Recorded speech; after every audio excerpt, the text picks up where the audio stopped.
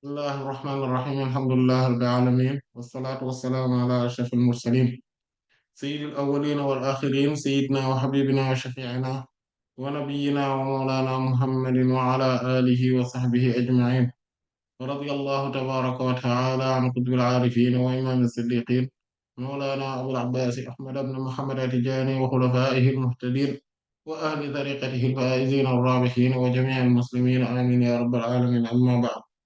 Après avoir formulé les louanges à Allah subhanahu wa ta'ala, adressé les prières et salutations sur le noble prophète Sayyidina Muhammad sallallahu alayhi wa sallam, nous allons entamer, Inch'Allah ta'ala, notre 57e séance concernant le fiqh allégé.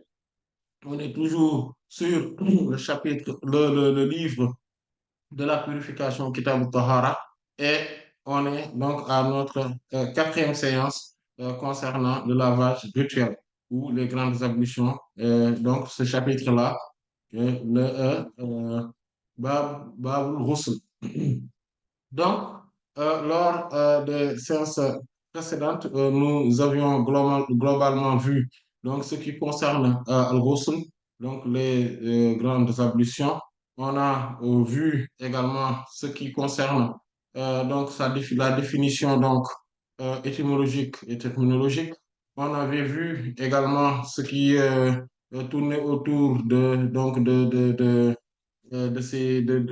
comment les faire, donc à minima et à maxima, et c'est-à-dire donc le minimum qu'il faudrait faire pour qu'on puisse dire qu'on a vraiment fait le lavage rituel. Et on avait vu aussi ce qu'il faudrait faire, la meilleure façon de faire donc le lavage rituel.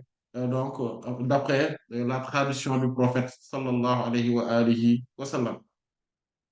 On avait également vu donc les sabab, donc les causes. Et donc, on avait dit que pour les causes, on avait deux choses. C'est-à-dire, la première chose, c'est ce qui c'est ma yujibul ghusl, qu'est-ce qui est, c'est-à-dire qu'est-ce qui provoque euh, donc à l'origine les grandes ablutions, mais aussi on avait vu, on va aussi voir, Inch'Allah Ta'ala, de ce qui ce qui est interdit pour celui qui n'a pas donc fait ses ablutions. Donc, euh, voilà. Donc, ça, ce sont deux choses qui sont distinctes et il faudrait bien les comprendre. Et tout ça, donc, on pourrait englober sur les causes.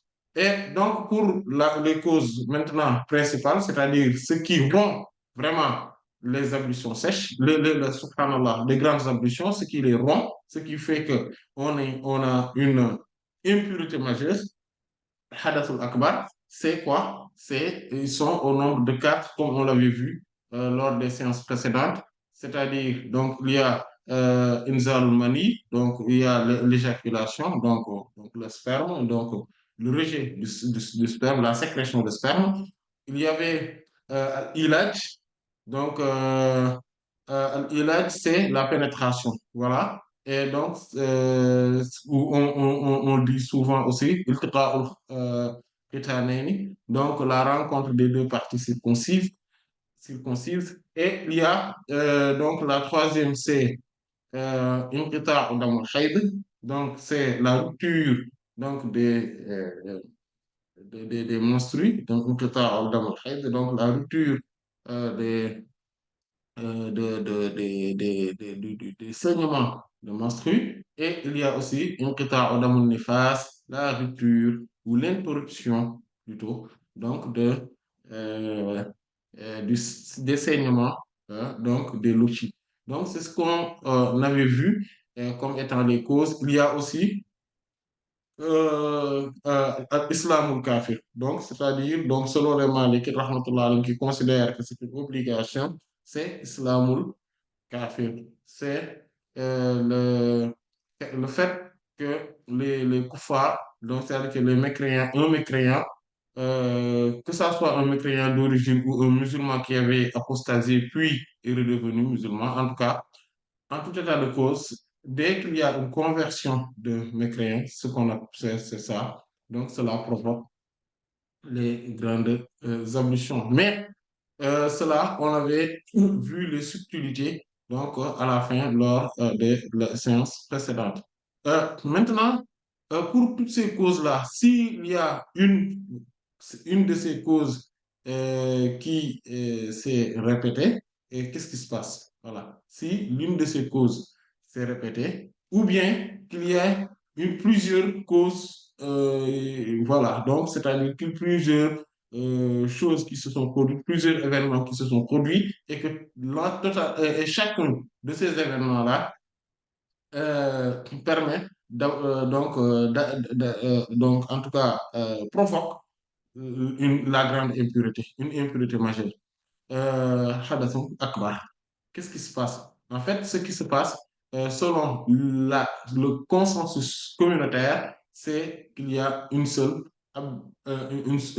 lavage rituel qui nous incombe à partir de ce moment-là. C'est quoi? C'est que, par exemple, quelqu'un qui a fait une éjaculation, qui a une éjaculation. Puis, un moment après, il a eu à faire une pénétration, c'est-à-dire il a eu des rapports conjugaux, ou voilà, avec un être humain, où il a fait c'est-à-dire une femme, où il a fait une sodomie, etc. Voilà.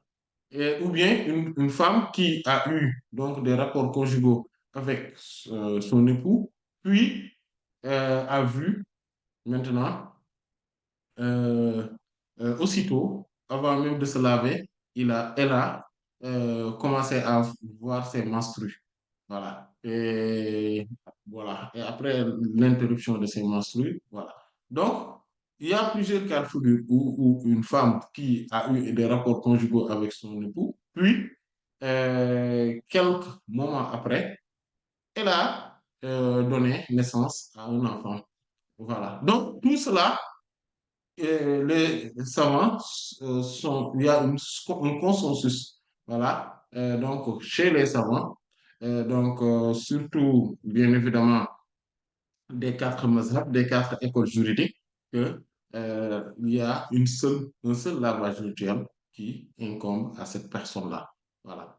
S'il y a plusieurs causes, il y a une seule. Et ça c'est très important de le comprendre. C'est ce qu'on appelle dans la science, donc les sciences du fiqh et de usul fiqh, c'est ce qu'on appelle al-ashbah ou al-nazair. C'est-à-dire, auprès des savants, il y a donc ces types de sciences qu'on appelle al-ashbahu wa al-nazair, c'est-à-dire les ressemblants euh, et les similaires. Donc, on peut le traduire comme ça. Donc, les ressemblances et les similaires. Et c'est quoi? C'est que quand il y a un fait, qu'on voit que cette règle puisse s'appliquer dans plusieurs chapitres donc du fiqh, on regroupe tout cela en une seule règle pour dire que voilà, il faudrait voir que, par exemple, cela, il y a une sentence qui est similaire à une autre sentence dans un autre chapitre, qui est similaire à une autre sentence dans un autre chapitre. Par exemple, ici, quand on voit ici que quand une personne a eu plusieurs causes, donc il y a plusieurs événements qui provoquent les ablutions mineures, donc les ablutions, il faudrait qu'il fasse une seule fois les ablutions. S'il y a plusieurs causes pour les ablutions majeures, c'est-à-dire le lavage du gel, il faudrait qu'il la fasse une seule fois. S'il y a plusieurs causes, par exemple, c'est-à-dire que, par exemple, une personne qui a euh, fait euh, la fornication, voilà, la fornication plusieurs fois, en fait, la sentence, c'est qu'il faudrait le frapper, c'est-à-dire le fouetter les 100 coups une seule fois.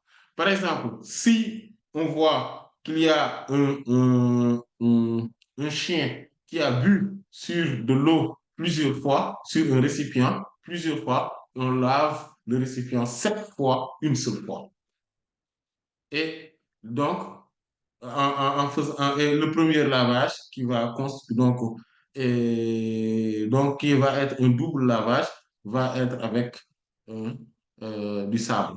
Et si, par exemple, un homme a volé plusieurs fois avant d'être appréhendé, donc si les conditions sont réunies, on coupe sa main une seule fois. Et ainsi de suite. Voilà.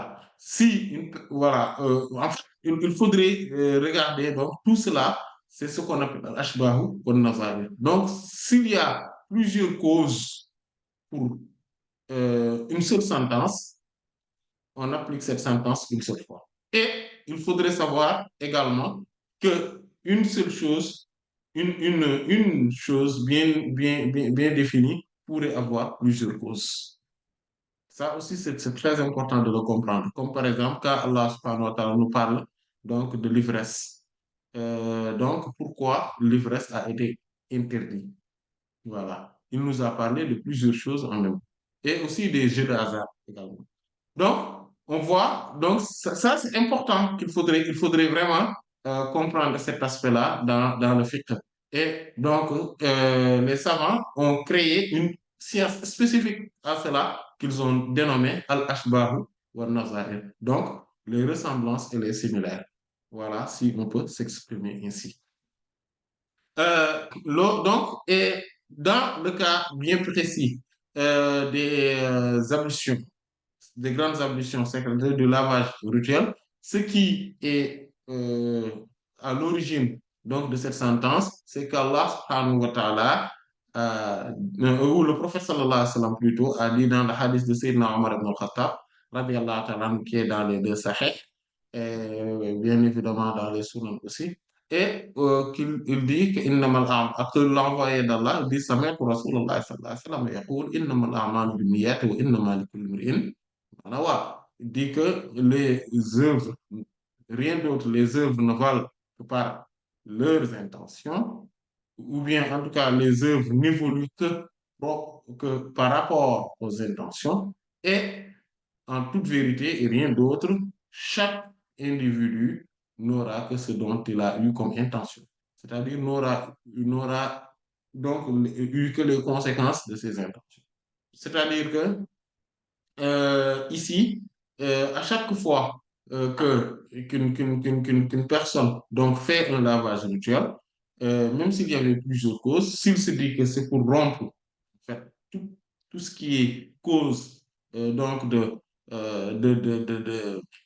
d'impureté majeure, donc hadathul akbar, et là, il est dans une taharatul kubra, donc la, euh, dans une purification majeure. Et là, donc, c'est bon, Inch'Allah ta'ala. Et d'autant plus qu'il y a un hadith de Sayyidina Anas ibn Malik, radiallahu ta'ala anhu, qui est dans les deux sahih également. Il dit que anna nabiyya sallallahu alayhi wa sallam kana yatufu ala nisa'ihi bi ghuslin wahid. Que l'envoyé d'Allah sallallahu alayhi wa sallam donc faisait le tour donc de ses épouses donc et après avec une seule lavage rituel, c'est-à-dire il fait un seul lavage rituel pour euh, donc après il y a aussi euh, une autre question, c'est هل الغسل من الجنابة واجب على الفور أم لا?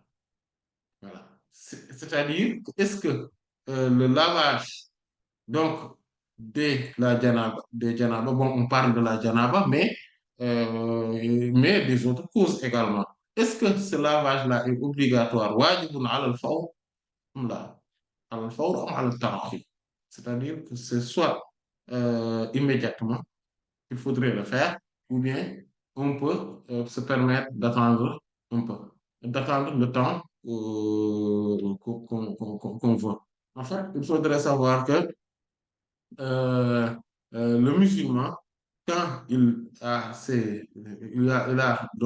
est en état de janaba, ou bien si c'est une femme qui vient de se purifier donc de ses menstrues, ou bien donc des louchis, en fait, il ne lui incombe pas de faire le lavage rituel immédiatement et automatiquement, comme le pensent beaucoup de gens. Voilà. En fait, ce qui lui incombe de faire, c'est quand il est l'heure de faire la prière, ou bien que on est donc dans la phase finale donc de l'horaire prescrit de la prière. C'est ça, c'est dans ce cas de figure seulement qu'il lui incombe immédiatement donc de faire les ablutions. Par exemple, quelqu'un qui est en état de janaba, ou bien une femme qui a eu l'interruption de ses menstrues ou de ses lochis, qu'est-ce qui se passe? Et qui doit faire la prière, par exemple, de Asr. Voilà, qui doit faire la prière de Asr. Donc, tant que le coucher du soleil, ou que le soleil ne s'apprête pas à se coucher, à se coucher, euh, donc, le temps qu'il puisse faire le lavage rituel, aller faire au moins une raka, donc, pour celui qui est en état de janaba, donc, il ne lui est pas encore obligatoire de le faire. Mais si c'est une femme qui donc vient d'avoir l'interruption de ses règles ou de ses louchis, si elle doit se laver, donc il faudrait tenir en compte une autre réalité. C'est que euh, évidemment, évidemment, elle devrait aussi faire la prière de Zuhr. Et donc, il faudrait qu'elle puisse combiner la prière de Zohr et la prière de Asr. Si elle est donc elle est présente, donc dans sa cité, voilà, ou bien qu'elle a le statut de celle qui est présente dans sa cité, voilà. Donc, elle n'est pas considérée comme étant une personne en voyage. Qu'est-ce qui se passe? Elle va faire le lavage rituel et donc, le temps de faire le lavage rituel est de prier au moins 5 rakats avant le coucher du soleil. Si toutefois, il lui reste moins que cela, c'est-à-dire euh, si elle est en voyage, donc on va lui dire, donc le temps de faire le lavage rituel est de prier 3 rakats, c'est-à-dire 2 rakats de Zuhr et une raka de Asr, et que l'autre raka pourrait être prié donc après le coucher du soleil. Si c'est ça, c'est un exemple qu'on a donné. Voilà. Ou bien que par exemple, il est l'heure de Zuhr, voilà, et bientôt l'heure de Asr, on est obligé de faire le lavage rituel et de prier là, au moins une raka avant donc l'arrivée de l'heure de Asr. Ça, ce sont des exemples qu'on a donnés. Mais en tout état de cause, il faudrait que, en fait, qu'on soit dans une phase terminale ou finale de l'horaire prescrit pour l'office de la prière. Donc, dans l'heure dans laquelle on est. Et c'est pour celui qui a la janaba, c'est pareil aussi pour la femme qui a l'interruption de ses règles et de ses louchis. Euh, et ça, c'est en vertu du hadith, du Coran même, quand Allah subhanahu wa ta'ala dit Ya ayyuhalladhina amanu idha qumtum ila salati. Donc, il dit que si vous qui avez véritablement cru, si vous vous levez vers la prière. Donc, c'est là, c'est cela. C'est pour ça qu'il dit wa in kuntum junuban fatahharu.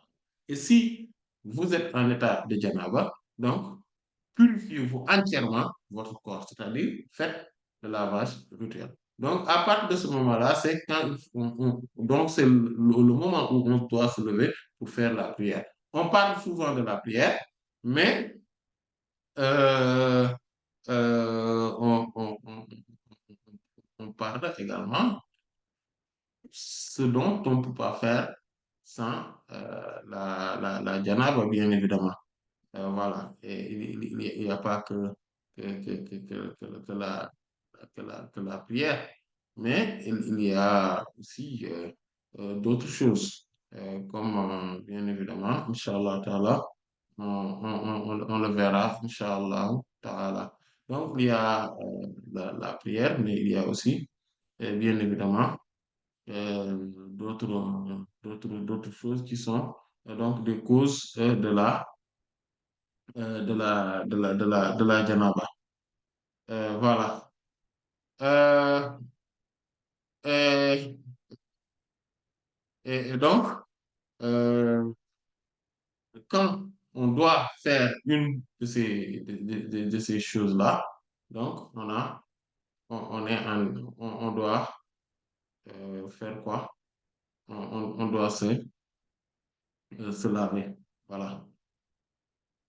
On doit se laver. Voilà. Maintenant, quand euh,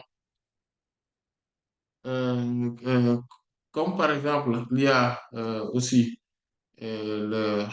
donc, en vertu donc qu'on ne doit pas faire les choses rapidement, c'est-à-dire immédiatement, on doit, c'est-à-dire que ce n'est pas obligatoire, en d'autres termes, ce n'est pas obligatoire de faire le lavage rituel immédiatement, et aussi donc en vertu de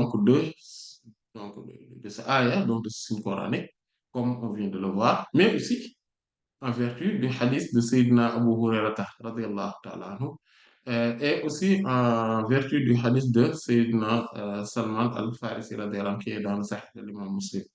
Parce que Sayyidina Abu Hurairah radiyallahu ta'ala anhu dit que le Nabi sallallahu alayhi wa sallam laqiyahu fi ba'd turuq al-Madina wa huwa junub. Il dit fan tanastu. Dans une autre version, fan janastu minhu. Dans une autre version, fan bajastu minhu. Donc, il y a plusieurs versions sur cela, mais qui tous signifient à peu près la même chose. En tout cas, ils ont les mêmes conséquences et on va y revenir tout de suite. Il dit فذهب فاغتسل ثم جاء فقال صلى الله عليه وسلم أين كنت يا أبا هريرة رضي الله عنه قال كنت جنبا فكرهت أن أجالسك وأنا على غير طهارة فقال صلى الله عليه وسلم سبحان الله إن المؤمن لا يجوز. Et dans une autre version, إن المسلم لا يجوز. Et un hadith pareil donc, a été relaté par Sayyidina Salman al-Farisi, radiallahu ta'ala anhu. Et donc, il dit tous les deux, ils ont dit la même chose. Mais sauf que dans le hadith de Sayyidina Abu Hurairah, il y a plusieurs versions. Il dit que le prophète sallallahu alayhi wa sallam l'a rencontré. Il a rencontré Sayyidina Abu Hurairah radiallahu anhu, dans l'une des euh, rues de Médine. Il dit alors qu'il était en état de janaba. Il dit, fan fanastu.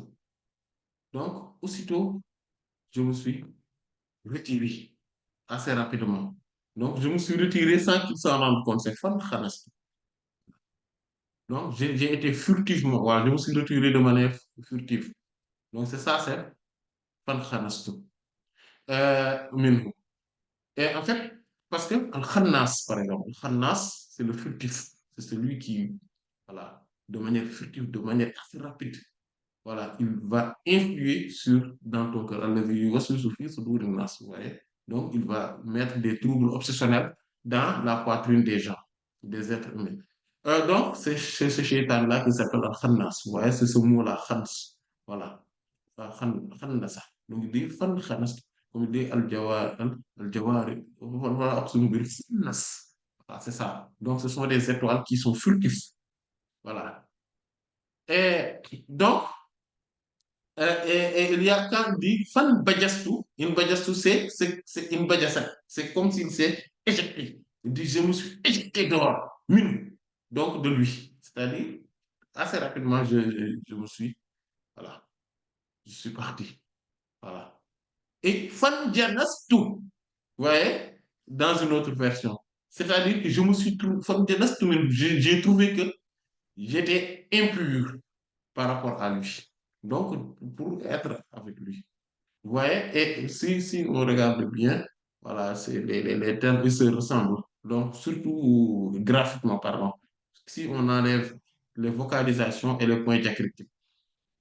Et il dit, mais il dit, il est parti. Il a fait le lavage rituel. Puis il est revenu en disant, le prophète lui a dit, sallallahu alayhi wa sallam, mais vous étiez où, Seydina Abu Huraira, radiyallahu anhu? Parce que, en fait, aussitôt, mais il l'a rencontré, aussitôt il ne l'a plus vu. Il lui a dit, j'étais en état de janaba. Et je n'ai pas aimé s'asseoir avec vous alors que je n'étais pas en état de pureté. Et le prophète sallallahu alayhi wa sallam lui dit, Subhanallah. Voilà, c'est une exclamation.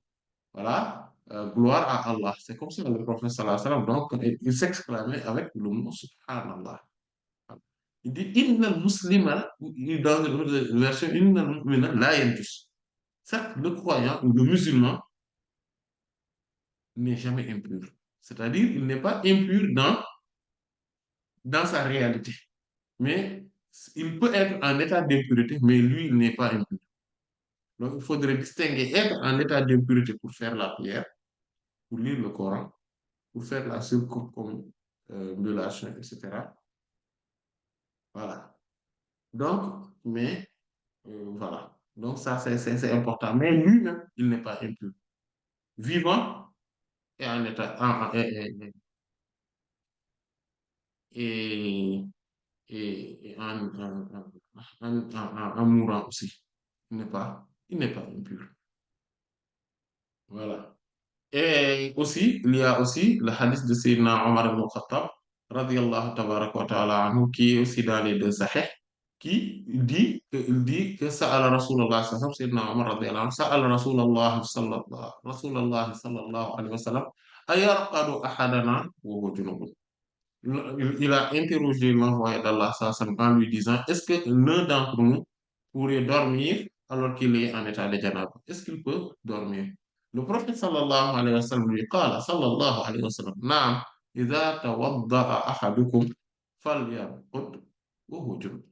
Oui, si l'un d'entre vous a fait le lava, a fait les ablutions, qu'il dorme alors qu'il est en état de janaba. Et d'ailleurs, il y a même une divergence sur ces ablutions-là. Est-ce que ce sont les ablutions conventionnelles ou c'est tout simplement le fait de laver les parties souillées, donc les parties génitales.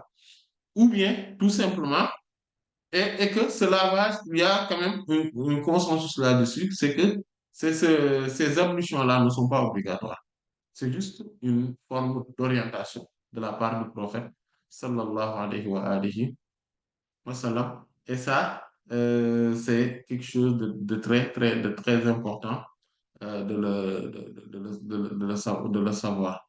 Parce que quelqu'un qui ne sait pas pourquoi, voilà, donc, euh, voilà, quelqu'un qui ne connaît pas cet aspect-là, il peut se tromper sur pas mal de questions et sur pas mal de choses. Voilà. Maintenant, ce qu'il faudrait comprendre maintenant, on va voir un autre point. Et c'est un point fort intéressant et très, très, très important. C'est que qu'est-ce qui est interdit maintenant au, à celui qui a de la janaba? Il y a des choses qui lui sont interdites. Et c'est ce qu'on va voir, Inch'Allah, ta'ala, une à une. Donc, la première chose qui lui est interdite, c'est la prière, comme on vient de le voir, quand Allah subhanahu wa ta'ala dit, donc, ya ayyuhalladhina amanu, idha qumtum ila salati, فاغسلوا وجوهكم وأيديكم إلى المرافق, ainsi de suite, donc jusqu'à 10 ans. وإن كنتم جنبا فطهروا. Si vous vous levez vers la prière, il parle donc du lavage, dire lavez-vous le visage, les mains jusqu'au coude, passez les mains mouillées sur vos têtes et lavez-vous les pieds. Non? C'est-à-dire faites les ablutions mineures. Et il dit, وإن كنتم جنبا, si vous êtes en état de janaba, فطهروا, donc, purifiez-vous entièrement votre corps. Et là, donc, vous voyez qu'il parle directement donc, de l'obligation d'avoir, quand on est en état donc, d'impureté majeure, c'est-à-dire que soit en janaba ou bien l'interruption des logis ou des menstrues, qu'est-ce qu'il faudrait faire? Il faudrait, euh, euh, il faudrait faire, voilà, il faudrait se laver, faire le lavage rituel avant de faire la prière. Ça, c'est une obligation. Et aussi, il y a aussi un autre ayah où Allah subhanahu wa ta'ala dit dans la sourate An-Nisa, quand il dit Ya ayyuhalladhina amanu la taqrabu as-salata wa antum sukara hatta ta'lamu ma taquluna wa la junuban illa abiri sabilin hatta tahtasibu. Il dit que ô vous qui avez véritablement cru, la taqrabu as-salata. Donc ne vous approchez pas de la prière. Et quand il parle ici de la prière, il parle véritablement euh, de, des mosquées. Voilà. Il dit donc, la taqrabu salata wa antum sukara. Donc, ne vous approchez pas de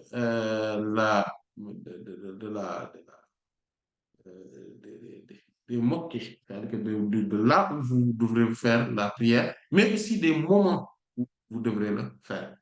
Et parce que, pourquoi? Parce qu'il y avait une personne qui était venue faire la,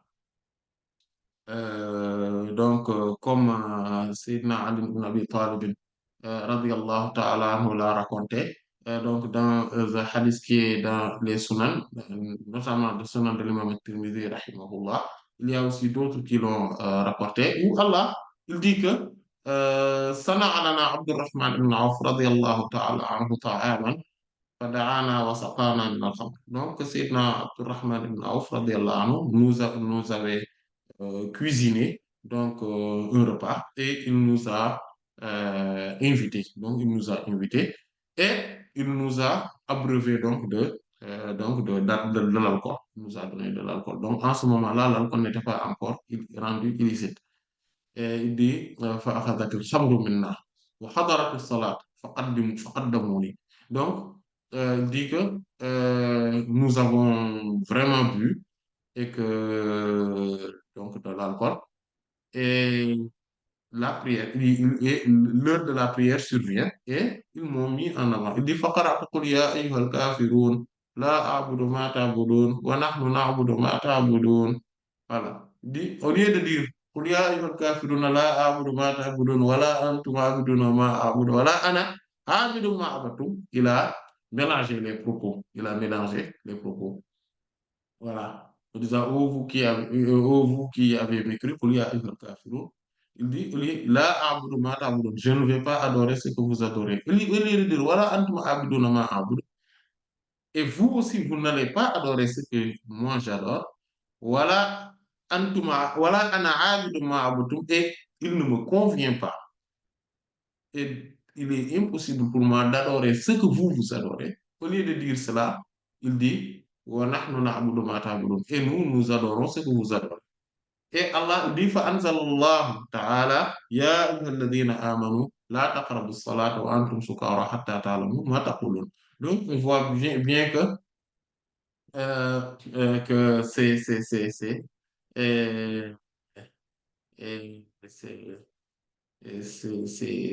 cela qui est là. La, donc, c'est ce que ça signifie. C'est-à-dire qu'il ne faut pas s'approcher de l'heure de la prière, mais aussi le lieu de prière. Voilà. La taqrabu salata wa antum sukara, alors que vous êtes ivre, hatta ta'lamu ma taqulun, jusqu'à ce que vous distinguez clairement, vous saviez clairement ce que vous êtes en train de dire. Hatta ta'lamu ma taqulun. Voilà, junuban.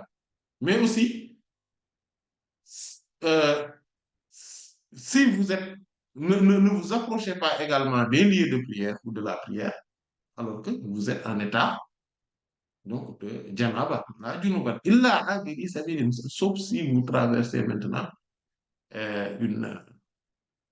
donc vous êtes là juste pour traverser la mosquée. La mosquée est dans votre chemin et Inch'Allah, on le verra plus largement. Il dit, illa abiri sabilin hatta tahtasibu, jusqu'à ce que vous faites votre lavage rituel. Donc, ces aïeux-là, donc, nous montrent clairement qu'il faudrait, euh, voilà, qu'il faudrait le faire.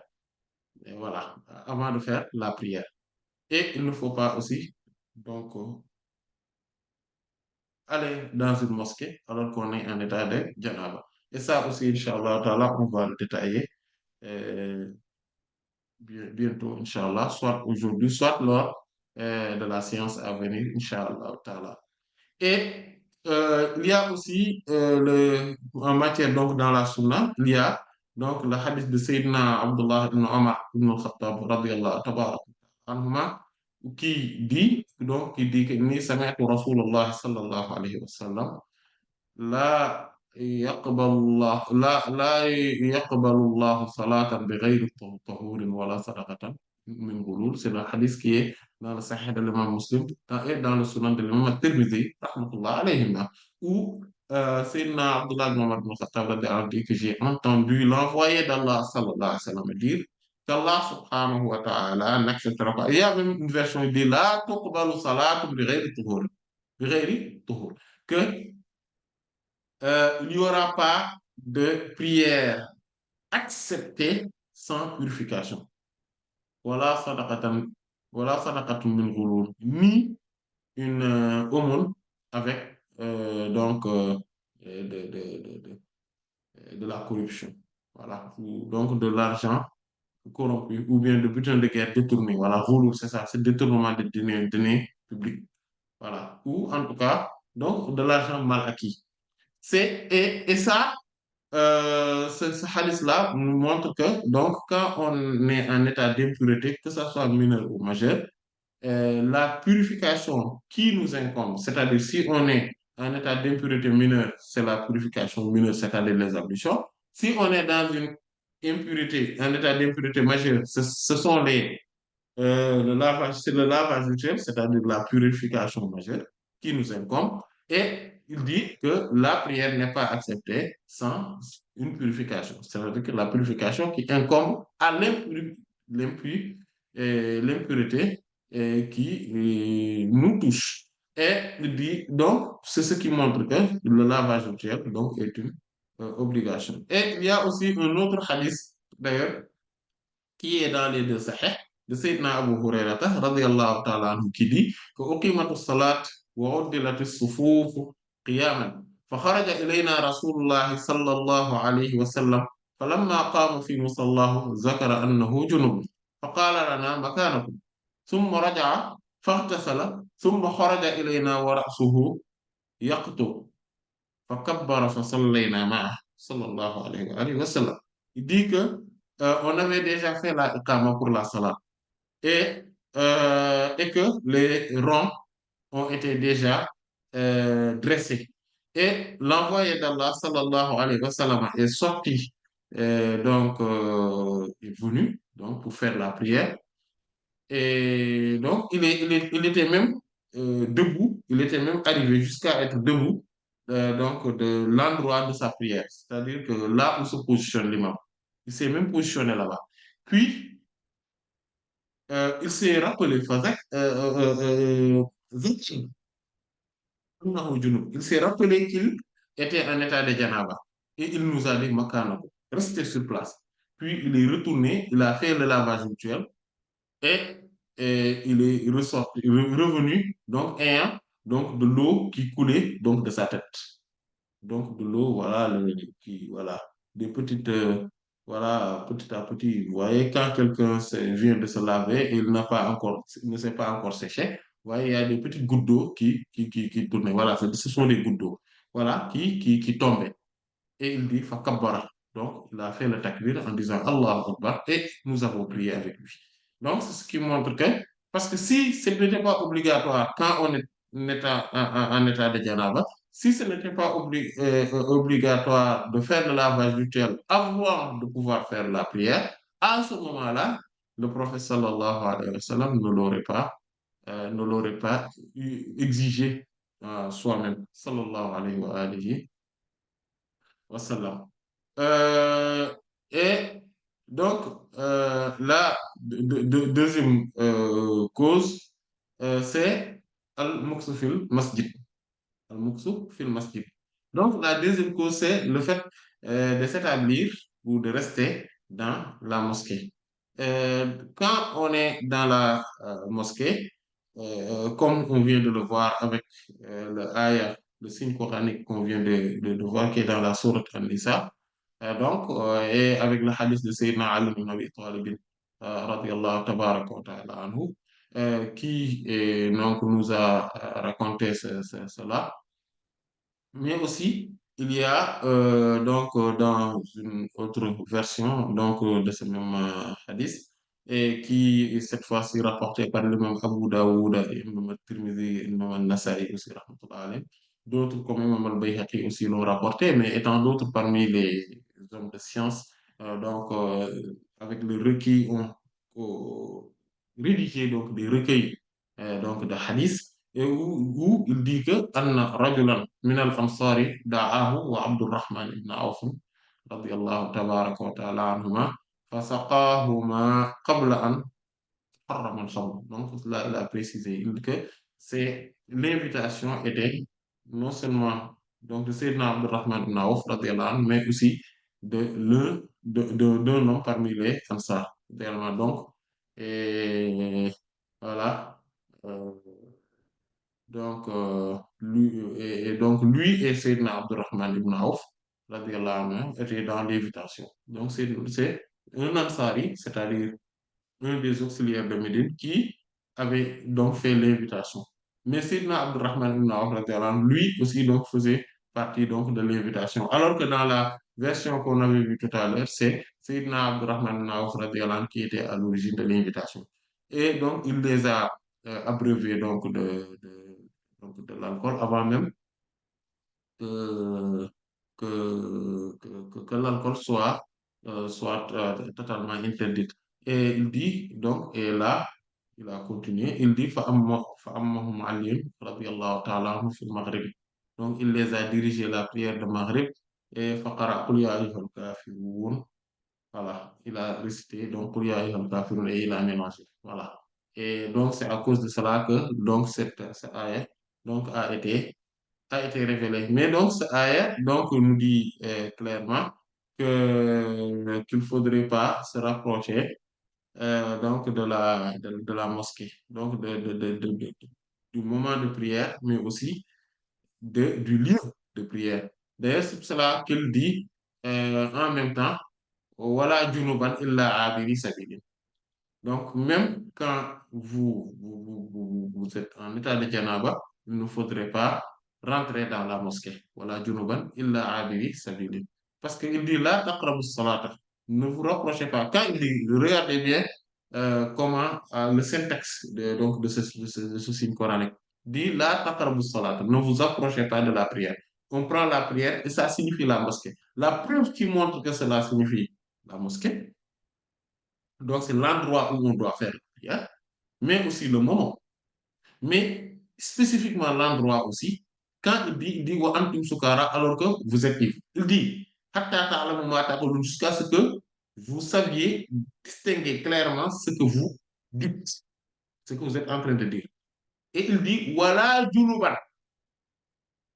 Donc, ne vous approchez pas de la prière aussi si vous êtes wala junuban, si ni voilà, wa, c'est-à-dire qu'il y a et ne vous approchez pas également de la prière, c'est-à-dire de la mosquée, si la junuba, ni lorsque vous êtes en état de diabète. Donc, si vous êtes ivre, ni en état de diabète, il n'a abidi sabilin à part si traversé. Donc, si, ce qui montre que c'est un lieu. C'est le lieu dont on parle ici quand il dit la taqrabu salat. Ou bien, en tout cas, cela intègre également donc un lieu. Et ce lieu-là, c'est la mosquée. Donc, ça, il faudrait bien le comprendre. Et, et maintenant, pour traverser la mosquée, les Malikites, rahmatullah alayhim, donc eux, sont exigeants là-dessus. En fait, on ne doit pas traverser la mosquée non plus si on a quelque part une autre voie où passer. C'est-à-dire, ils disent que on a le droit de traverser une mosquée, mais si et seulement si c'est la mosquée est dans notre chemin et qu'on n'a aucune autre, on ne peut pas le contourner. Et on ne peut pas le contourner. Donc, eux, ils insistent là-dessus. Mais la majorité, quand même, des savants, c'est surtout dans le mazhab des Shafi'i et des Hanbalites, rahmatullah, eux, ils disent non, il faudrait quand même euh,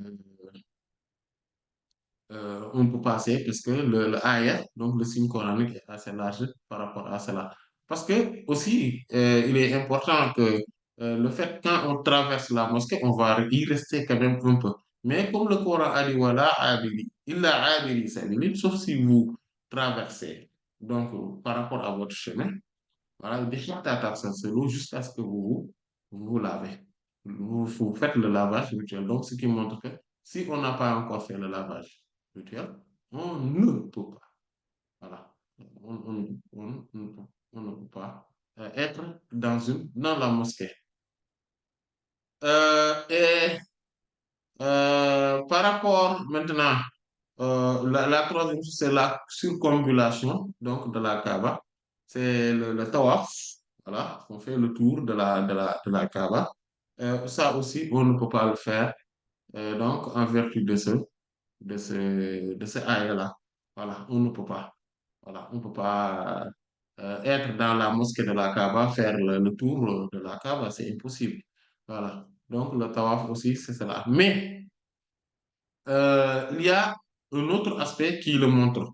C'est que le prophète lui-même, sallallahu alayhi wa sallam, en montrant que la Kaaba, ou en tout cas faire le tour de la Kaaba, il y a un aspect spécifique, c'est que quand Sayyidat Aïcha, radiyallahu ta'ala anha, avait vu, donc c'est le hadith qui est dans les Sahih, quand elle avait vu ses menstrues, alors on venait d'arriver là à Médine, à la Mecque plutôt, pour le Hajj, c'est le Hajj du prophète sallallahu alayhi wa sallam. Parce que le prophète sallallahu alayhi wa sallam avait fait donc 4 Hajj au total.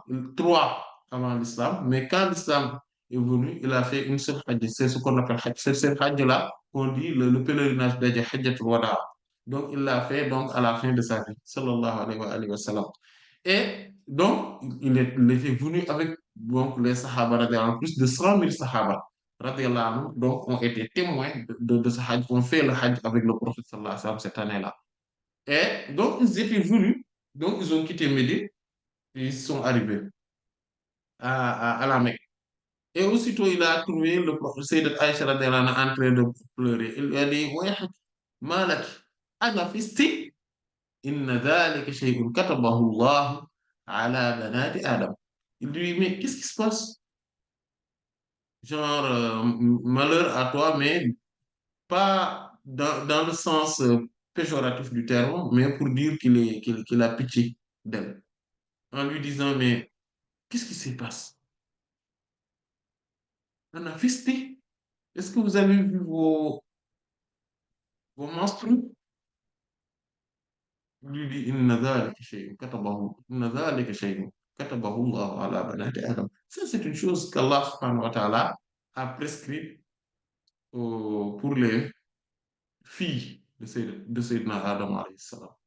Et il lui a dit, if'ali ma yaf'alul hajj ghayra alla tatufi bil bayti hatta tathuri. Et dans une autre version, hatta tasili. Fais tout ce que le pèlerin fait. Sauf que, donc faites tout ce que le pèlerin fait, sauf que vous n'allez pas faire la circumambulation de la Kaaba. Vous n'allez pas faire le tour de la Kaaba jusqu'à ce que vous devenez pur. Et donc, dans une autre version, jusqu'à ce que vous lavez donc de cette purification. Et il y a aussi un autre hadith, même de Sayyidat Aisha Mu'minin radiyallahu ta'ala anha, aussi, qui est dans les deux Sahih, et quand il dit que Sayyidat Aisha radiyallahu anha, Safiyyat radiyallahu ta'ala anha, hadat, فقال رسول الله صلى الله عليه وسلم إنها لحابستنا فقالوا يا رسول الله قد زارت يوم النحر قال فلتنفر معكم. Voilà. Donc, le, c'est le Safia bint Huyay, radiyallahu anha, donc c'est son épouse, donc une aussi des autres épouses du prophète sallallahu alayhi wa sallam. Elle avait vu ses règles menstrues. Et l'envoyé d'Allah sallallahu alayhi wa sallam a dit, elle va nous retenir ici. Et ils lui disent, non, mais en fait, elle a déjà fait son ziyara, donc son tawaf de la Kaaba. Donc, elle a déjà fait cela, donc le tawaf wada, le jour de l'Aïd, Yom al-Nahr, le jour des sacrifices. Il a dit, ah, donc c'est bon, elle peut partir donc avec lui. Donc, ce qui montre que si elle n'avait pas encore fait ce tawaf-là, c'est comme le tawaf wada, c'est-à-dire ce tawaf d'adieu, donc elle ne pourrait pas partir. Et à partir de ce moment, elle va retenir le prophète sallallahu alayhi wa sallam et ses compagnons, radiyallahu anhum, bon, avec qui elle devrait voyager. Et donc, c'est cela. Voilà. C'est cela. Euh, voilà. Voilà. Il faudrait bien comprendre donc cela. Et, et donc, il y a aussi Sayyidina Abdullah ibn Abbas radiyallahu ta'ala anhuma, qui disait dans un hadith, mais qui est mawquf, c'est-à-dire qui s'est arrêté à lui. La chaîne de transmission s'est arrêtée à lui, Sayyidina Abdullah ibn Abbas radiyallahu anhuma, qui n'a pas donc attribué cette parole-là au prophète sallallahu alayhi wa sallam, mais qui a été rapportée dans les sunan. Sayyidina Abdullah ibn Abbas, donc, radiyallahu tabaraka wa ta'ala anhuma, disait que at-tawafu bil bayti salatun. Voilà. Donc, la circumambulation de la Kaaba est une forme également de prière. Voilà. Voilà, comme voilà, il dit innama at-tawafu bil bayti salatun fa idha tiftum fa aqillul kalam. Donc, le tawaf donc, de la Kaaba est une forme de prière. Donc, si vous faites le tawaf, donc la circumambulation de la Kaaba, si vous faites le tour de la Kaaba, donc, minimisez vos paroles. Donc, voilà, il ne faut pas beaucoup parler. Donc, ça, c'est cela. Donc, c'est ce hadith-là qui a été rapporté par l'imam At-Tirmidhi, imam Al-Nasa'i aussi, imam Ahmad aussi l'a rapporté, imam Al-Hakim, rahmatullah alayhi. Et donc, c'est cela la troisième chose. Et Inch'Allah ta'ala, peut-être qu'on va s'arrêter là. Bon, il y a aussi le fait de toucher le Coran. Euh, Massul Mushaf. Voilà. En fait, euh, il est interdit donc de toucher le Coran. Parce que Allah subhanahu wa ta'ala donc dit dans le Saint-Coran que innahu la Qur'anun karim fi kitabin maknun la yamassuhu illa al-mutahharun tanzilun min rabbil alamin. Donc, certes, ceci est donc un Coran, un noble Coran, un Coran honorable. Il est dans un livre bien préservés et que seuls les purs, donc ceux qui se sont purifiés, donc qui le toucheront. Donc pour dire que maintenant, on dit que les purifiés ici, ce sont les anges et ceux qui ont le cœur des anges.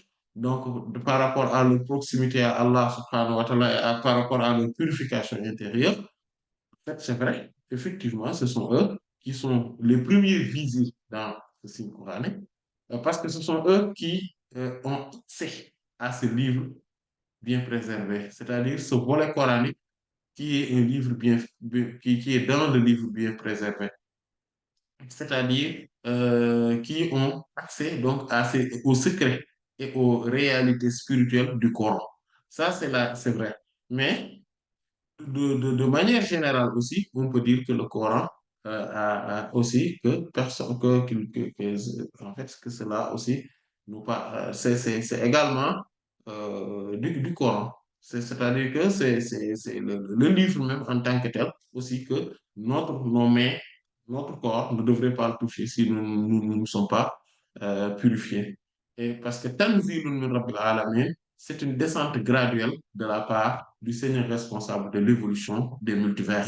Et donc, dans la sourate Al-Waqi'a, donc ces signes coraniques sont dans la sourate Al-Waqi'a. Et aussi, il y a donc, euh, euh, donc il y a aussi un hadith donc, qui a été rapporté par Imam At-Tabarani, Imam Ad-Darqutni Al-Bayhaqi, etc. Donc, le hadith de Sayyidina Abdullah ibn Omar, radiyallahu tabaraka wa ta'ala anhuma, qui a été authentifié par l'imam Al-Hafiz ibn al-Mulaqin dans son charh du Sahih al-Imam al-Bukhari, rahimahullah, et d'autres aussi, et il dit la yamassul Qur'an illa tahir, que le Coran, personne ne le touche à part celui qui est en état de purification, c'est-à-dire que celui qui est pur. Et il y a aussi, bien évidemment, donc dans le livre ou plutôt Risala, plutôt dans bon, du Kitab. En fait, c'est une lettre que l'envoyé d'Allah sallallahu alayhi wa sallam avait envoyée et dit voilà, la yamassul Qur'an illa tahir, et que personne ne touche le Coran à part celui qui est pur, purifié. Donc tout ça nous montre que celui qui n'est pas encore purifié ne doit pas toucher ne doit pas toucher le Coran. Donc, ce livre-là, c'est le livre de Amr ibn Hazm euh, qui l'a rapporté. Que le professeur sallallahu alayhi wa sallam avait envoyé pas un livre, c'est une lettre, voilà. C'est le mot kitab, en fait, qui me. Voilà, c'était une lettre. Euh, et aussi, il y a euh, bon, Inch'Allah Ta'ala, par rapport à ce qui reste, comme le fait de réciter le Coran, etc., tout cela, Inch'Allah, on le verra lors de la séance à venir, Inch'Allah Ta'ala. Donc, on va s'en tenir là, Allah assez davantage. Allah Ta'ala alam. Sallallahu ala sayyidina Muhammadin wa ala alihi wa sahbihi ajma'in. Subhana rabbika rabbil izzati amma yasifun. Wa salamun ala al-mursalin. Walhamdulillahi rabbil alamin. Là, en fait, Mhm. du coup, il y a plusieurs questions. Je pense qu'il y en a 5 ou 6. D'accord. Euh, donc, la première question, celle qui a le plus rapport au cours, euh, donc la personne, elle disait, on remarque dans le hadith que le prophète sallallahu alayhi wa sallam n'a pas demandé de refaire la iqama. La personne Oui, demande donc dans quel cas doit-on la refaire? on est resté pendant longtemps. Il est préférable de le refaire parce que la iqama en tant que tel, c'est une sunna dans la prière, mais ce n'est pas une obligation. À partir de ce moment-là, ce n'est pas une obligation de le refaire quand on le fait. Il y a un autre hadith de Sayyidina Anas radiyallahu ta'ala anhu, qui est dans les Sahih également, que l'envoyé d'Allah sallallahu alayhi wa sallam un jour, donc après la iqama, est resté en train de parler avec quelqu'un d'autre. Donc bon, pour un besoin. Donc il a parlé avec cette personne et il est revenu et donc il les a dirigés la prière sans pour autant qu'ils refassent la iqama. Donc refaire la iqama, euh, les savants le disent pour celui qui est resté pendant longtemps. Par exemple, il en a fait la iqama et aussitôt il y a quelque chose qui nous a interrompu et on est en train de faire autre chose, etc. Bon, jusqu'à ce que ça soit vraiment un moment très long. Donc, vous voyez que le moment d'aller faire les ablutions, parce que les grandes ablutions, parce qu'il faudrait comprendre que la maison du prophète sallallahu alayhi wa sallam était attachée à la mosquée. En fait, et c'était collé. Donc, le prophète sallallahu alayhi wa sallam sortait donc de sa chambre et rentrer donc par la même porte, rentrer dans la mosquée. Donc, si, donc, donc, aller faire les grandes ablutions, donc voilà, ça ne prend pas beaucoup de temps, et revenir, donc, euh, donc, ce temps-là, parce ils n'ont pas bougé, ils ne se sont pas séparés, il n'y a rien qui s'est fait. Donc, il n'y a pas un autre programme qui s'est réalisé entre-temps. Les gens ne sont pas partis pour faire quoi que ce soit pour puis revenir, ou en tout cas, ils ne sont pas encore, ils n'ont pas quitté leur position stationnaire debout. Voilà, donc on voit qu'on n'a pas besoin de le refaire. Et si on l'aurait refait, en fait, ce hadith nous montre tout simplement qu'on n'est pas dans l'obligation, mais le refaire pourrait être quelque chose de meilleur dans certains cas, parce que le prophète sallallahu alayhi wa sallam, dans certains cas, demande également de le refaire. Allah en sait davantage. Allah. Jazakumullah khairan. Yeah. Donc, pour la deuxième question, la personne, elle demande parmi les sunanul fitra qu'on a vus, lesquelles sont interdites durant les premiers jours de Zul Hijjah et quelles sont les personnes concernées par ces interdictions? C'est concerné, les interdictions concernent tout simplement pour celui ou celle qui a l'intention de faire un sacrifice. Donc, ce jour, ces moments-là, et bien évidemment, le Hajj aussi, celui qui doit faire le Hajj. Mais ce qui est interdit, c'est juste une chose, le fait de se raser, hum, de couper les ongles. Voilà, c'est ça. Globalement, c'est tout ce qui est illicite pendant ces moments-là. Wallahu ta'ala. Euh, Bien sûr, donc, bien évidemment, il y a d'autres choses qui sont interdites pour le Hajj, c'est-à-dire pour le pèlerin. C'est mettre du parfum, etc. Voilà. Mais sinon, le reste,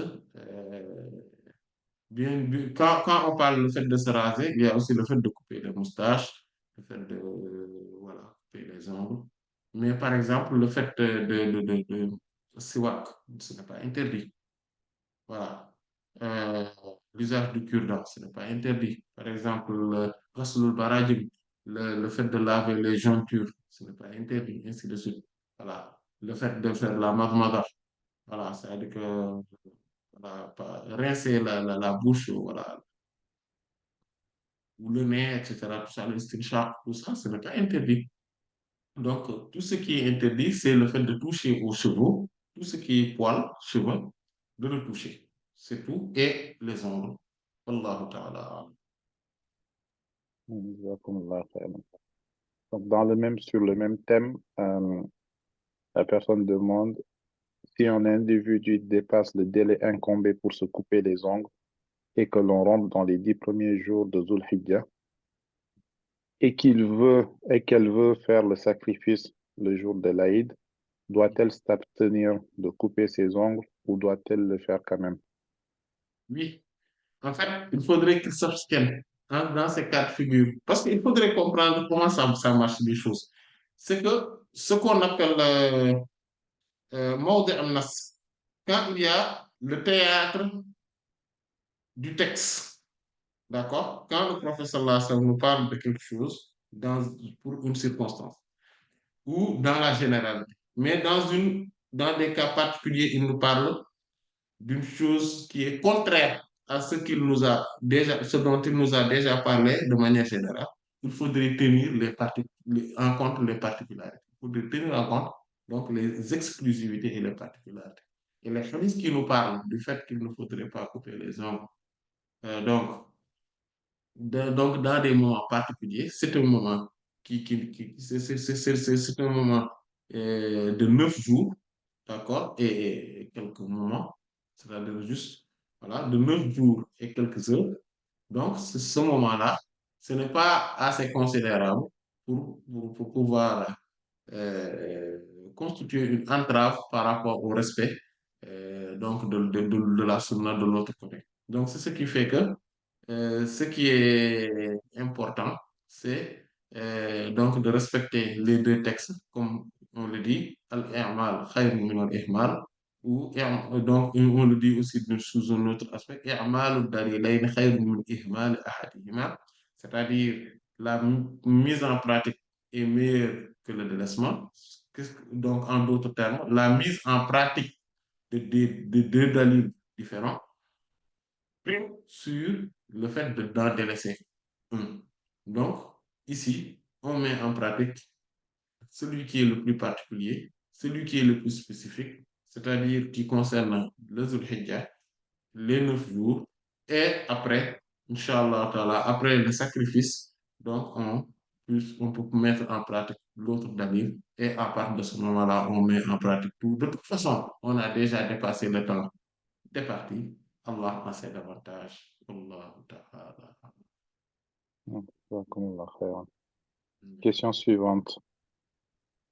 Donc, la personne demande, est-ce que celui qui a bu de l'alcool ou celui qui est ivre devrait attendre de ne plus être en état d'ivresse ou de s'assurer de cela pour accomplir la prière, même si cela fait sortir la prière de son temps?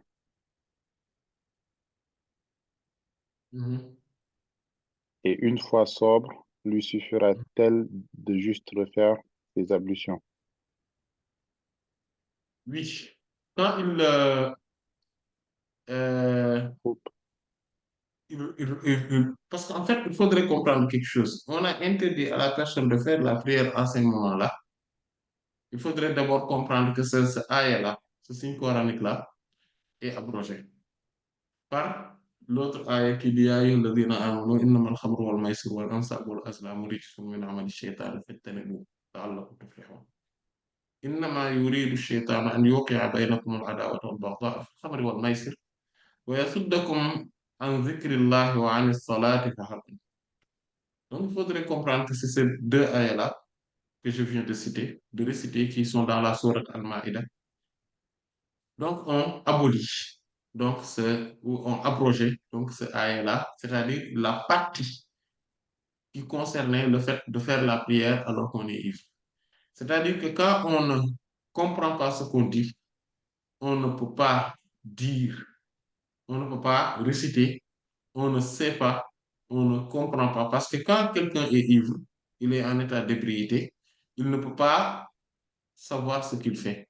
Et à partir de ce moment-là, il ne faudrait pas qu'il fasse la prière, même s'il va sortir l'horaire prescrit. Pourquoi? Parce que de toute façon, son état d'ébriété lui empêche totalement d'avoir, de pouvoir faire la prière.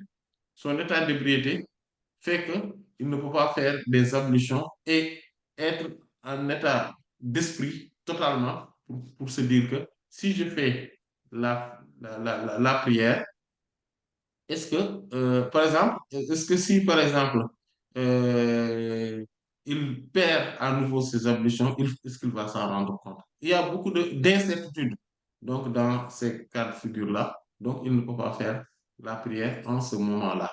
En fait, il ne lui incombe pas de le faire. Même si s'il le fait, donc la prière, il faudrait qu'il le reprenne. Pourquoi? Parce que tout simplement, il n'est pas saint d'esprit. Et parmi les conditions de la prière, qui sont des conditions de validité et d'obligation en même temps, c'est-à-dire que shurutul wujubi wal والصحة معا, c'est al-aql, c'est la présence d'esprit, c'est avoir, donc voilà, la capacité, donc c'est l'intellect, c'est-à-dire avoir la capacité d'usage d'intellect de manière normale. Et donc, c'est pour cela que celui qui est donc qui n'a pas donc ses facultés mentales ou bien qui est donc sous toutes ces formes d'ailleurs qu'on appelle al-ma'tour, c'est-à-dire que celui qui quitte parfois l'état normal et revient, etc.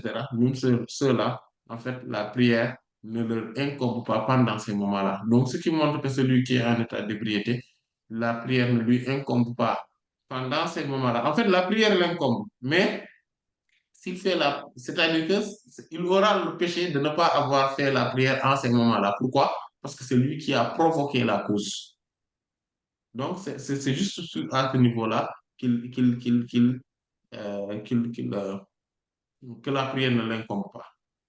Ça ne veut pas dire que la prière, euh, ça veut dire on lui avait dit que non, c'est pas grave, toi, tu as des excuses pour ne pas faire la prière. Il n'a pas d'excuses.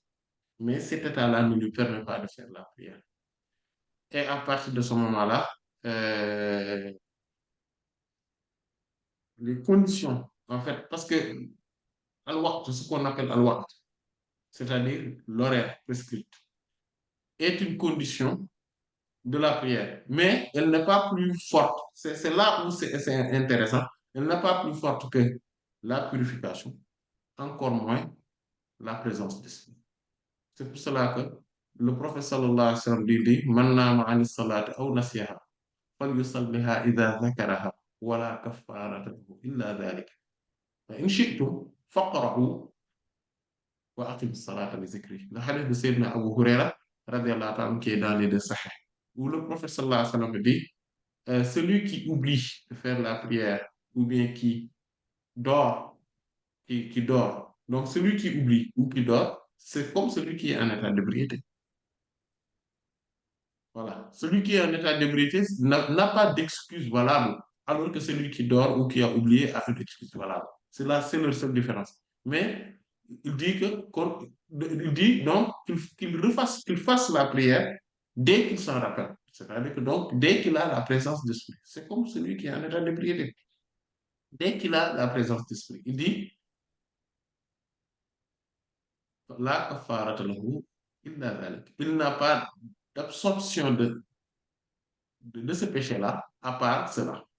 Et le prophète dit, sallallahu alayhi wa sallam, ou selon certains savants, parce qu'ils divergent, est-ce que ce hadith-là, cette partie-là, c'est un mudraj, c'est-à-dire que c'est une interprétation du sahaba, radiyallahu anhu, ou bien c'était la parole du prophète sallallahu alayhi wa sallam. Il dit, fa in shi'tum, si vous voulez, lisez la parole d'Allah subhanahu wa ta'ala, wa aqimis salata li zikri, et célèbre l'office de la prière pour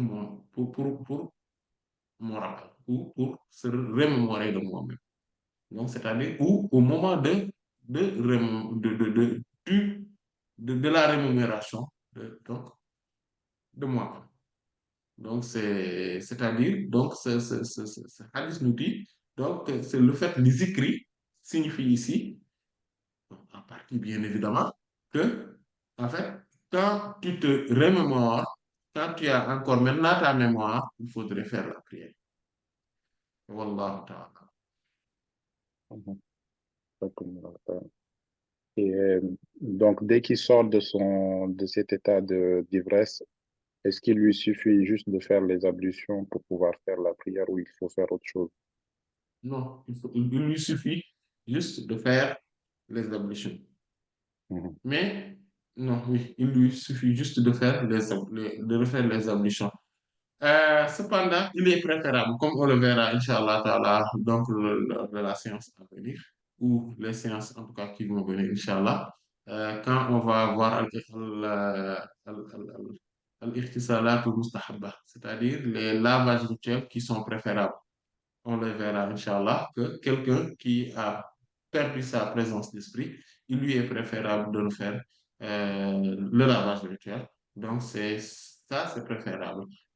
Mais c'est quand il ne se rappelle pas d'avoir eu tout simplement des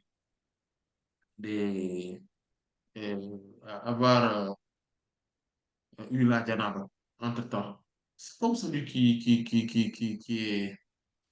s'est évanoui. Voilà. Mais cette personne-là a plutôt le statut de celui qui s'est endormi. Donc, celui qui s'est endormi, quand il se réveille, on ne lui demande pas de refaire les ablutions. Celui-là aussi, également, on ne le lui demande pas. Parce qu'il n'a pas une perte totale de ses facultés intellectuelles. Il a juste une perte partielle de ses facultés intellectuelles. Donc, il ne lui incombe pas de refaire les ablutions, ni de manière préférable, ni de manière obligatoire. Allah sait davantage. Allah Ta'ala. Mhm. Euh, une autre question, du coup, qui concerne... donc, je vais lire directement la question. Euh, la question, c'est quelle est l'attitude à observer par rapport à la communauté et plus particulièrement à ses proches si leurs méthodes de détermination des fêtes et événements religieux sont erronées, ne se basant pas sur l'observation de la lune, par exemple? Doit-on quand même prier avec eux et sacrifier en même temps que eux pour éviter la division ou même la fitna, ou il faut tout faire de son côté même si on est seul? Oui, parce que quand on est... En fait, il faudrait comprendre que la divergence des avis, des actes, des pratiques religieuses ne signifie pas la discorde, la fitna, la haine, etc. Non? On peut bien évidemment diverger sur pas mal de points, comme on le voit dans beaucoup de cas, même dans toutes les questions-là, parce que là, c'est pour cela qu'on a intitulé ces séances-là du fait allégé, parce qu'on se concentre surtout sur les séances, les avis des Malikites, rahmatullah alayhim. Mais de temps en temps, si vous voyez, on dit que voilà, mais par contre, sur cette question-là, la divergence nous semble être plus, voilà, recevable parce qu'il y a tel mazhab qui dit telle chose, etc. Parfois, on le dit. Et pourquoi? Parce que tout simplement, en fait, la divergence ne signifie pas la haine, la discorde, ne signifie pas l'hostilité. Les savants ont toujours divergé sur des questions essentielles et beaucoup plus importantes que cela. Voilà. Est-ce que vous savez que les savants ont même divergé sur le fait que la basmala, est-ce qu'elle fait partie de la Fatiha ou pas? Est-ce que la basmala fait partie des sourates ou pas? Si les savants divergent sur cette question-là, qui est une question, on peut dire même, maintenant, qui s'approche même à une question d'ordre dogmatique, pensons-nous sur autre chose? Les savants ont divergé sur comment faire la prière. Qu'est-ce qui est obligatoire dans la prière? Est-ce que vous savez que les savants ont même divergé sur le fait que est-ce que la Fatiha est obligatoire dans la prière? En tout cas, c'est un devoir dans la prière ou pas? Vous savez que les savants ont divergé sur le vendredi. Quelle est l'heure qu'on doit faire la prière le vendredi? Les- Selon les Hanbali, rahmatullah alayhim, on peut le faire avant le zénith. Selon les autres, non, il faudrait le faire après le zénith. Est-ce que vous savez que les savants ont divergé sur, en fait, des questions mais beaucoup, beaucoup plus essentielles, même dans la pratique même du Hajj, dans les pratiques même du Ramadan, les pratiques de la prière, il y a des divergences là-dessus. Mais cela n'empêche pas que chacun respecte l'avis de l'autre. S'ils se tiennent, si cela se base sur une, la bonne foi, deux, euh, des arguments. Maintenant, chacun a ses arguments, chacun doit être de bonne foi avec ses arguments et euh, essayer de trouver la vérité pour la face d'Allah subhanahu wa ta'ala. Il ne faudrait pas être dans une société où la divergence va être synonyme d'hostilité, d'animosité,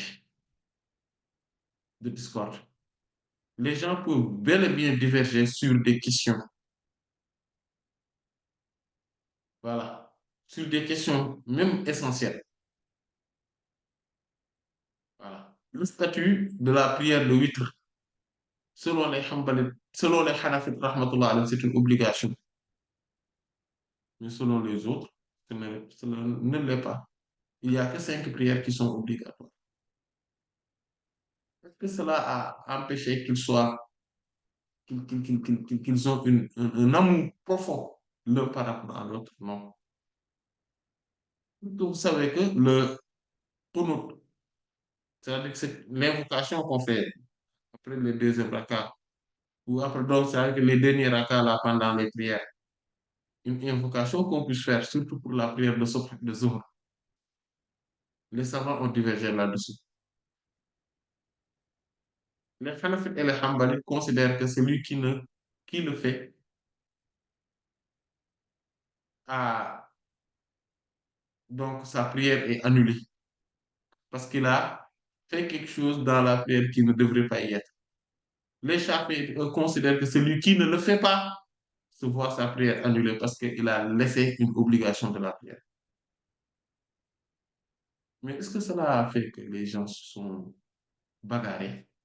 Non, chacun fait de la manière dont il l'entend, de la manière dont il le pense. En fait, il faudrait sortir de l'idée selon laquelle, à chaque fois qu'on diverge donc, par rapport à une autre personne sur une question bien précise, on va provoquer la fitna, on va provoquer la discorde.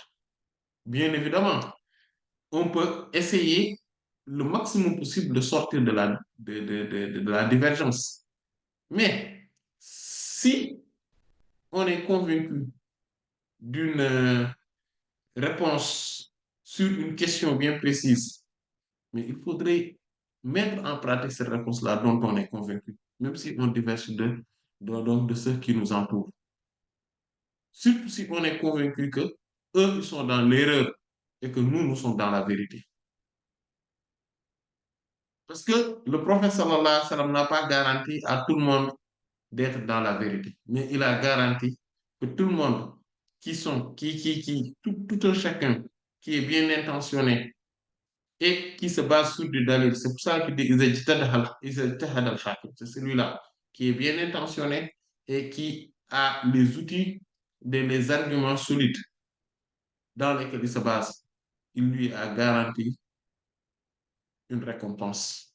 S'il se trompe, c'est une récompense. S'il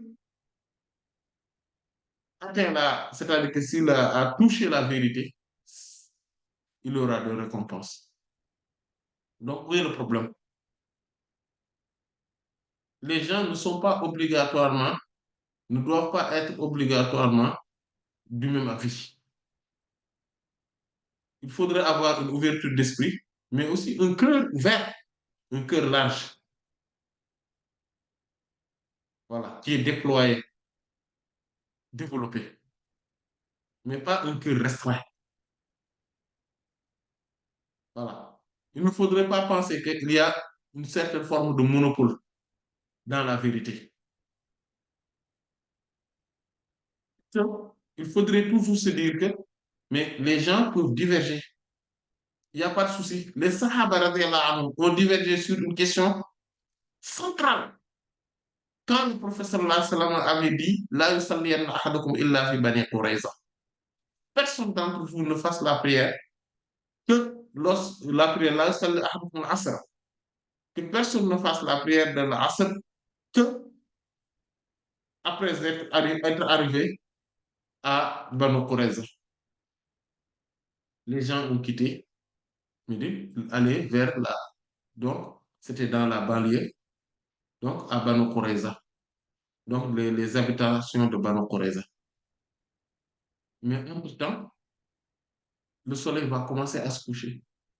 Il y a un groupe de Sahaba radiallahu anhum qui, qui ont fait la prière en disant que le prophète sallallahu alayhi wa sallam nous a voulu dire tout simplement qu'il faudrait arriver, qu'il faudrait faire vite pour que la prière se nous trouve là-bas. D'autres se sont dit, mais non, nous, on va respecter scrupuleusement le texte. Voilà. On ne va pas regarder qu'est-ce qui est derrière tout ça. Non, le prophète a dit c'est ça, c'est ce qu'on va faire, sallallahu alayhi wa sallam. Alors que les autres se sont dit, mais non, il faudrait regarder l'esprit de la charia. Parce que le Coran et le prophète même, sallallahu alayhi wa sallam, nous ont habitués, mais incessamment et de manière régulière, sur le fait que la prière a des horaires bien prescrits. On ne peut pas sortir de ces horaires-là pour une parole qui est équivoque, qui est énigmatique et qui est interprétable. D'autres disent, mais non, nous allons faire là, en tout cas, cette parole bien précise. On va donner la priorité à cette parole-là dans ce contexte bien précis. Et chacun a fait ce qu'il a voulu faire. Le prophète sallallahu alayhi wa sallam a confirmé pour tout le monde en disant que tout le monde était dans la vérité. Et tout le monde était bien intentionné. Tout le monde a respecté la parole du prophète sallallahu alayhi wa sallam. Si certains, surtout maintenant, à fortiori, si certains se sont trompés lamentablement et de manière claire, soit ils ont été naïfs, soit ils ont suivi des savants qui, eux, ont été naïfs ou ont été abusés, ou bien ils ont suivi des gens qui, en réalité, sont appelés savants, mais en réalité, qui ne le sont pas. Ou bien ils ont suivi des propos ou des avis de gens qu'ils ne connaissent même pas. Ils ne peuvent même pas attester de leur science ou pas. Ils se sont trompés. C'est pas grave. Parce que aussi, c'est difficile pour beaucoup de gens de comprendre que la majorité peut être dans l'erreur. Quand le prophète sallallahu alayhi wa sallam disait que la yattami ummati ala dalala, que ma communauté, ma nation ne vont pas s'unir sur l'égarement, c'est la nation tout entière. Mais la majorité peut être dans l'égarement sur des questions bien précises. C'est l'unanimité qui ne peut pas être dans l'égarement. Mais la majorité pourrait y être dans une erreur.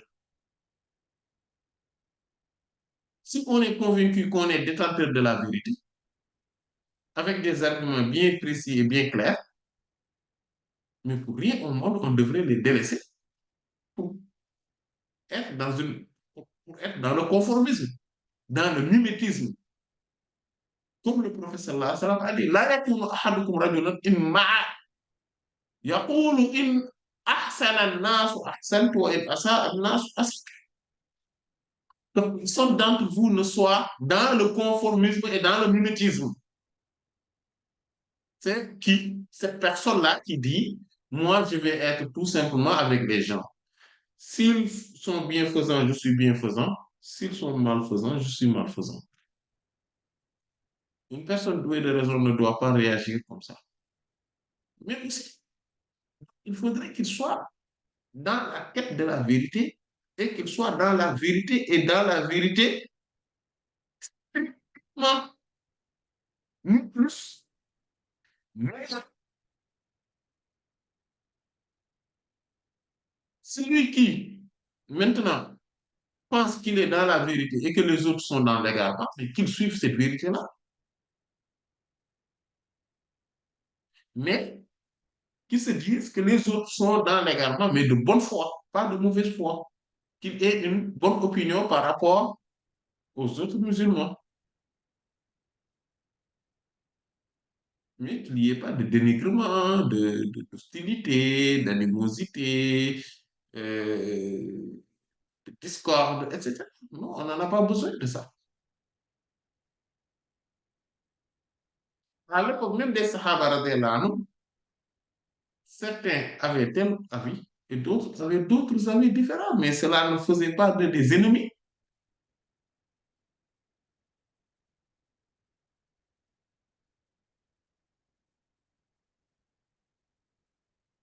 Donc, il faudrait bien comprendre cela et il faudrait bien tenir en compte cet aspect-là. En fait, ce sont deux aspects différents. La première chose, c'est que la divergence ne doit pas entraîner la discorde, l'animosité, l'hostilité. La deuxième chose, c'est que quand on est convaincu d'une vérité, de toute façon, Allah subhanahu wa ta'ala, on ne peut pas l'adorer avec euh, une pratique dont on n'est pas convaincu de son bien fondé. Donc, si on l'adore parce qu'avec une pratique, en mettant en pratique ce dont on est convaincu de son bien fondé. Et Allah nous demande cela. Que cela. Il ne nous demande pas d'être systématiquement avec la vérité. C'est-à-dire que sur chaque question qu'on est dans la vérité. Non. Il nous demande d'être convaincu du bien fondé de cela avec toute sincérité, avec toute objectivité, en tenant compte des arguments qu'on a. Mais on peut se tromper de bonne foi. Wallahu ta'ala. Euh, il y a une juste toute dernière question, je ne sais pas si on peut la... Oui, oui, et on va Oui, finir, Inch'Allah. Oui. Inch'Allah. Comme on dit, une Ça... fois n'est pas coutume. Inch'Allah. Euh, mhm, Donc, ça concerne justement c'est une petite suite à la dernière question, l'avant-dernière question, mhm, concernant le jeûne du jour d'Arafat. Pour ceux qui considèrent que la fête de l'Aïd, c'est lundi, est-ce mhm. que eux, ils considèrent que le Arafat, c'est toujours la veille de l'Aïd, ou il faut se suivre le Arafat comme c'est tenu à la Mecque par les pèlerins? Oui, en fait, ce qu'il faudrait comprendre d'abord, c'est que la Arafat n'est pas liée à l'Aïd. Ça, déjà, il faudrait le comprendre parce que beaucoup de gens confondent cette question-là, font des confusions. Ils pensent que l'Aïd et la Arafat, ce sont deux événements qui sont strictement liés. C'est faux ça. Parce que il n'y a qu'à la neuvième année de l'Hégire, donc non, dixième année même de l'Hégire, que le prophète sallallahu alayhi wa sallam donc, a fait la Arafat. Or, temps avant, le prophète sallallahu alayhi wa sallam fêtait l'Aïd. Donc, l'Aïd était prescrit bien avant, depuis la deuxième année, l'Aïd a été prescrit. Et que c'est la dernière année de sa vie que le prophète sallallahu alayhi wa sallam a été à Arafat. Une seule fois d'ailleurs de sa vie. Donc, il n'y a pas de lien. S'il y aurait eu un lien, ce serait le contraire. C'est l'Aïd, c'est-à-dire c'est là Arafat qui devrait être lié à l'Aïd et non le contraire. Parce que l'Aïd, donc la fête des sacrifices, et donc a précédé. Voilà. Donc s'il y aurait eu un lien direct, le lien ne serait pas entre c'est-à-dire que donc ce ne serait pas que l'Aïd qui est subordonné à la Arafat, non. Ce serait la Arafat qui va être subordonné à l'Aïd s'il y aurait eu un lien. Parce que l'Aïd était là d'abord, avant la Arafat. Donc ça, c'est d'abord quelque chose, une mise au point qui est extrêmement importante. Parce que beaucoup de gens disent que oui, de toute façon, l'Aïd, c'est quand les pèlerins donc, sont à la Mecque et c'est le lendemain. Donc, de toute façon, l'Aïd, ce sera le lendemain obligatoirement. Non. Et maintenant, parfois, les gens peuvent être, peuvent faire l'Aïd ou peuvent se tromper. Donc, nous sommes convaincus que cette année-là, ils se sont trompés pour faire la Arafat un jour avant. Ce jour-là, de la Arafat devrait être Yom Tarwiyah, c'est-à-dire que le huitième jour. Et que c'est le lendemain, le dimanche, qui devrait être la Arafat, mais eux, ils l'ont fait aujourd'hui. Ils l'ont fait, ils vont le faire demain, Inch'Allah, le samedi. Mais qu'Allah subhanahu wa ta'ala accepte la conduite et les actes d'adoration de tout le monde. Euh, la- L'autre point, c'est que quand on fait on fait l'Aïd, donc, donc, donc c'est la veille qui devrait être donc la Arafat, donc le neuvième jour.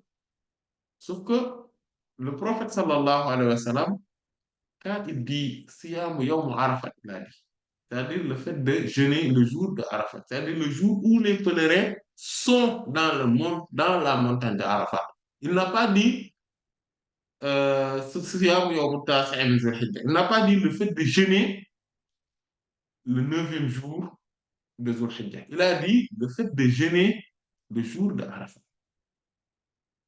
Et les pèlerins sont le jour de Arafat, le samedi, c'est demain, Inch'Allah. Donc, c'est ce jour-là qui est le jour de Arafat, en toute vérité. Même s'ils se sont trompés, Allah subhanahu wa ta'ala, c'est notre conviction, il va les accepter quand même ce jour-là. S'ils sont contraints aussi, parce que il n'y a pas, par exemple, de oui, moi j'ai une conviction que ce sera dimanche, et que le dimanche, on te permet de partir faire la Arafat. Non, parce qu'on ferme la Arafat. C'est que ce jour-là que c'est ouvert, après c'est fini, on ferme. Donc, on ne peut pas avoir accès. Donc, on ne peut le faire que ce jour-là. Et Inch'Allah Ta'ala, tout ce dont Allah subhanahu wa ta'ala nous demande, nous donne comme garantie, ou en tout cas nous promet, à travers la parole du prophète sallallahu alayhi wa sallam, va se produire, Inch'Allah Ta'ala, le jour du samedi, Inch'Allah. Peut-être, par mesure de prudence, peut-être on pourrait jeûner le samedi et le dimanche, Inch'Allah, et que le lundi, ce sera le jour de l'Aïd. Mais en tout cas, si on a qu'à choisir un seul jour, ce sera le jour où les pèlerins sont à Arafat. Wallahu ta'ala a'lam. Wa sallallahu ala sayyidina Muhammadin Euh, wa ala alihi wa sahbihi. Pardon, j'avais raté une question, je m'étais un peu déconnecté à un moment donné. Juste donc la D'accord. toute dernière question, la personne demande, est-ce que le lavage mortuaire suffit si le défunt était en état de janaba? Oui, ça suffit largement. Parce que la janaba, le lavage donc pour la janaba, cela incombe aux vivants. Cela n'incombe pas aux morts décédés. S'il est décédé en état de janaba, c'est pas grave. D'ailleurs, il y a un sahaba radiallahu anhu qui est décédé en cet état-là de janaba. Il a été un martyr et le prophète sallallahu alayhi wa sallam a dit qu'il ne faudrait pas le laver. On lui disait Rasilul Malaika, ce sont les anges qui l'ont lavé. Donc, ce qui montre que le lavage rituel de celui qui est décédé, suffit largement, et donc le lavage mortuaire plutôt, suffit largement, donc, et que le lavage rituel ne lui incombe plus.